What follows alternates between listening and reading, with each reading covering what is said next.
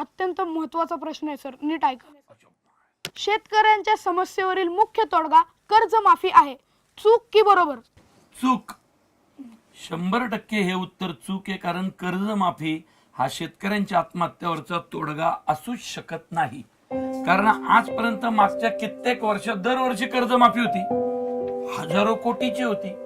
हजारो कोटीची ही कर्जमाफी जर शेतकऱ्याच्या खरंच खात्यांमध्ये आली असती तर शेतकरी मर्सिडीज बेंज घेऊन फिरले नसते का रे? बदललेल्या आधुनिक शेतीला शेतकऱ्यांपर्यंत त्यांच्या भाषेत पोहोचवणं हा परफेक्ट तोडगा आहे. कळलं का? त्यामुळे कर्जमाफी ही रिमेडी आहे. म्हणजे काय? तात्पुरता औषधोपचार आहे. म्हणजे लहान पोरगा रडायला लागलं की आपण त्याला काय देतो? पटकन गोळी देतो. गोळी खा आणि शांत हो. हा, सरकार असं करतात कर्जमाफी देऊन. आपल्याला शेतकऱ्याला सगळ्यात श्रीमंत उद्योजक बनवायचं.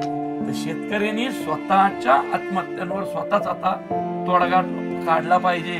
नाहीतर मग हा तोडगा काढण्यासाठी परमेश्वरानं खाली येऊन शेती केली पाहिजे. दोन्ही तुला या सिनेमात पाहायला मिळणार आहे. तर एक मिनिट, तर खासरेचे सगळे मराठमोळी पब्लिक नक्की हा देऊळबंद 2 पिक्चर बघायचाच आपल्या परिवारासोबत, काय बोलता सर?